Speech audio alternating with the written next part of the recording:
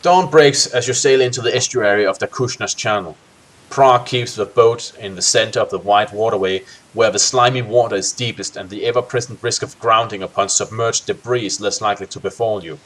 Soon you are enveloped by the chaotic wilderness of the Hellswamp, and you feel your spirits drop as if they are being leeched by some unseen vampire. The monotonous view of slime-laden mudflats extends seemingly forever on every side, broken only occasionally by a dead wine-strangled tree.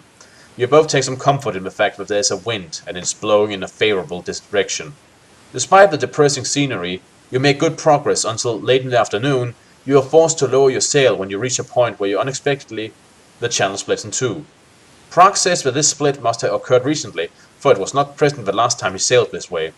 Reluctantly, he admits that he is not sure which way to go. Upon the edge of the left bank, in the middle distance, you see a circle of mud huts perched close to the channel's edge. You magnify your vision, but you are unable to discern any signs of life. Do you wish to enter the left channel, close by the mud huts, or the right channel, away from the mud huts? That is the question now, is it not? Away from them. We have to go undetected. Alright, away from them, I would say. The boat glides silently through the dark syrupy waters, and within minutes the huts are lost to sight.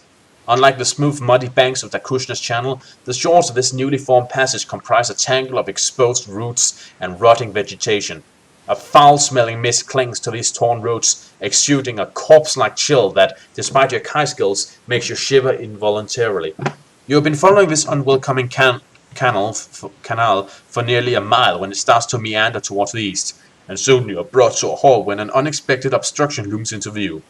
A matted raft of floating frost-covered weeds has become ensnared upon the right bank, partially blocking the way ahead. You're observing the raft, looking for a way to steer around it when suddenly your sense alerts you to a hidden danger. You share your premonition of danger with Captain Prague, and wisely he heeds your warning.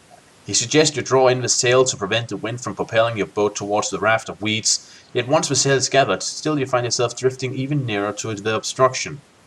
With weapons drawn, you wait in tense expectation as the boat graces the edge of the reed raft. For a few seconds, there's an unnatural silence. Then suddenly, a gurgling screech rends the frosty air.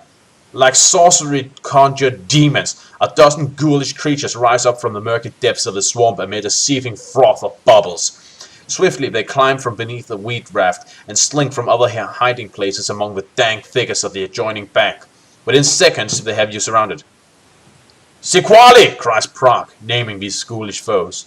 He steps forward, brandishing his sword, and lashes out at the boulders of the dome-headed creatures as it tries to slip aboard. His razor-sharp blade severs its forearms at his wrist, sending a scaly webbed hand spinning into the swamp, trailing green ichor. The beast screams as it falls over the side, yet no sooner has it vanished beneath the surface when two more of its kin grab the gunwales and attempt to haul themselves into the boat. Do you wish to use your bow? Yeah, why not? Yes. With lightning speed, you draw and fire two arrows, sending the shaft whistling deep into the scaly bellies of the two swamp creatures. Ha ha! Alright, I owe all of you 10 crowns. Yeah. So you just lost two arrows. To delete those. The effect is swift and deadly. The Sequali screech in unison and throw their arms wide as they are hurled backwards into the mire. You string another arrow and glance over your shoulder at your companion, who, having lost his sword, is now grappling with a Sequali in a desperate hand-to-hand combat. The fight is going badly for Prague. The creature is by far the largest of the pack, and much of its muscular body is protected by armor, crudely fashioned from human bones. Anxious to help your companion, you raise your bow and take aim, but the two are entwined and you dare not fire for fear of hitting the captain. Then a sudden swipe of the creature's horny fist knocks Prague to his knees, allowing you a moment unobstructed view of his adversary. Do you wish to fire at the creature's head, the sack that surrounds the creature's throat, or its upper chest? Either the head or what you said. Was it a sack that it had around its throat? Yep. I would say the head. We don't know what's in that sack. It might be air or it might be acid for all we know. Yeah. But yeah, I would say we aim for the head then. Okay, aim for the head. You release your drawstring and send the arrow screaming towards the creature's hairless skull.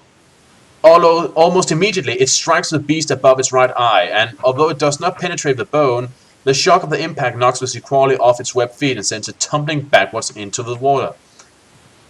You shoulder your bow and rush to help Prague, who is lying barely conscious with his face in the shallow water, which is sloshing around at the bottom of the boat.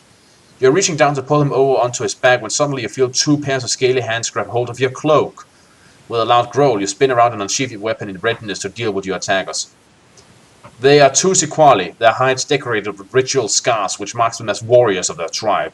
At first they back away, shocked by the speed of your reflexes, but rapidly their nerves return and, half-crouched, they glare at you with their hideous, bulging eyes. Their throat sacs swell and collapse with increasing rapidity as they approach the moment to strike. Then, with a shrill screech, they raise their claw-tipped hands and leap simultaneously towards your chest. You're now fighting the sequali. Is there a picture of them? Nope. If there was, I would be sending one. Use your imagination. I just pictured some kind of ugly scaly that, if you will, just needs to die. Okay, so your combat skill was at 48 now, right? Yes, let me just check if that would be correct. Let me see. I really should stay up there more. Total combat skill, it would be 49. 49. Alright, give me a roll of a die.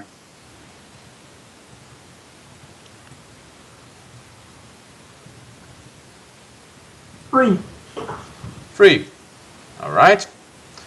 The creatures advance, double teaming you, and manage to lightly scratch you. Why?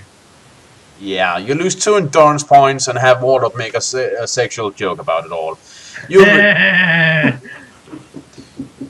You swing your sword and chop off one of the creature's arms, sending it screeching back into the boat.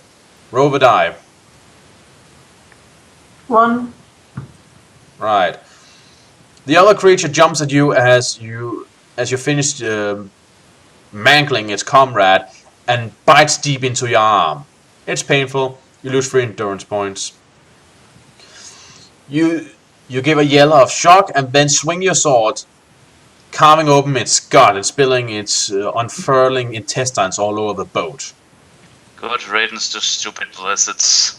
Yeah. Its comrade, though missing an arm, gets up on his legs and prepares to attack again. Roll the die. 10. Right. It screeches, it jumps and falls dead into the water when you chop it in 2. You won. Congratulations, we vanquished the scaly-hided golems of the swamp.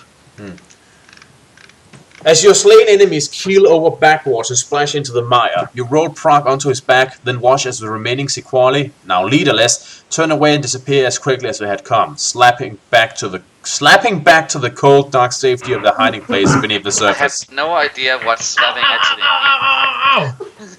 Okay. Run! Ow! Ow! Stop that!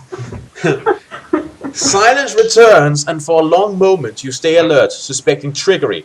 Then slowly you relax. They have gone. You did remember to delete 3 arrows in total, right? Yes. Okay, just want to make sure. Aided by your healing skills, Prague makes a speedy recovery from the battering he sustained in combat with the Sequali chieftain. The boat too has survived the attack, and you are able to continue without further delay. As soon as you pass the obstruction, you hoist the sail and catch the prevailing wind which propels you northward along the channel beyond. You are hungry after your encounter. You reach down into the mire and pull something up that feels like meat and then eat it. Okay, that is sort of eerie. We just ate a jellyfish. Yay! I have no idea what a jellyfish is. The invent man. Oh, I see, that kind of thing. Yeah. Gradually Ew. over the next few hours, the level of the water rises until it covers most of the surrounding mud flats. Here and there, clumps of wire-hard briar stands isolated on tiny islands, which are almost flush with the surface. They are the only features to break the dreary landscape. As sunset approaches, so the wind dies, until there's barely enough breeze to ruffle the canvas. Stoically, Prague gathers in the mainsail, and you ship the oars. Then together you pull back against the scum-darkened water and continue on your way.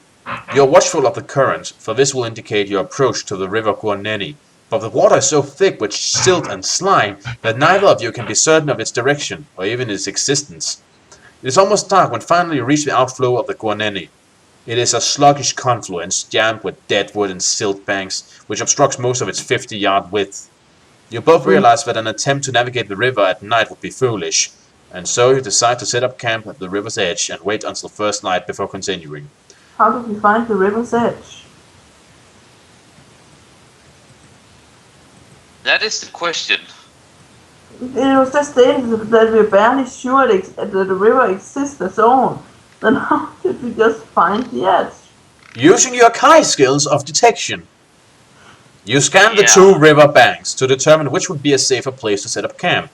Unfortunately, you sense little difference between the two. Neither east nor west looks very inviting. Do you wish to set camp up on the west or the east bank? Ooh. Well, if we set up on the east bank, then we're in Nairas, the country we're trying to get into. But that might risk us getting detected. So I would say we should set up on the... Wait, sorry, I got them mixed up.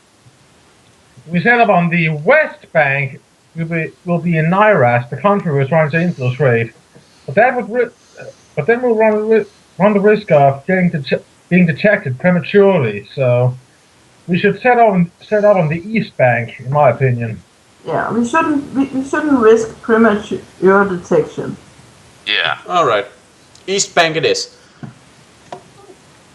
You are some distance from the east bank when the boat stops abruptly. It has run aground in the shallows. Curse our luck, grumbles Proc, peering over the side. I was hoping we'd be fortunate enough to keep our feet dry.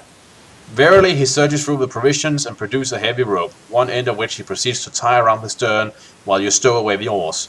Then together you slip into the cold, knee-deep mud and begin the laborious task of hauling the boat towards dry ground. Eventually, you... What? I was just about to ask myself if Vikings had to deal with this kind of shit. Yes, Eventually, you reach from dry... time to time. Yeah. You reach dry ground where you set up camp on a promontory which offers the best view of the surrounding swamp.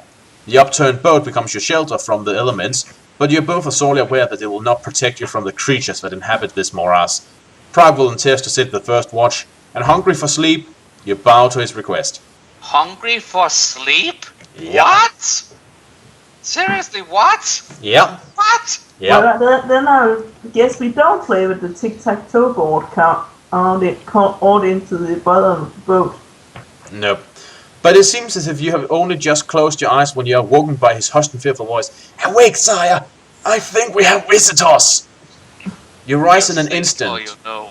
your hand Neat. reaching... We need to get the gift basket ready. We are good hosts. Your hand reaching in reflex for your weapon as your senses try to locate the thread. In the middle distance, emerging from a bed of tall, frost-heavy rushes, you catch sight of 3 large and scaly reptilians. From horn-tipped snout to barbed tail, they are 20 feet or more, and, despite their enormous weight, they move with impressive lizard-like grace. "Gorodons!" says Proc, his voice full of horror. "Quickly, sire! We must get away while we still can!" Gordons? Gorodons. Gorodons, okay. Hurriedly, you right the boat and drag it through the clawing mud towards the river.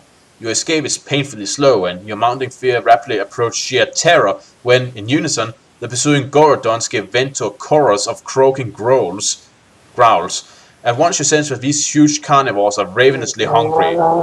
And the, Ravenously. and We the, cannot croak and growl at the same time. I don't know how it can do that. and the prospect of a feast upon warm-blooded prey is driving them into a frenzy. Roll the die. Okay.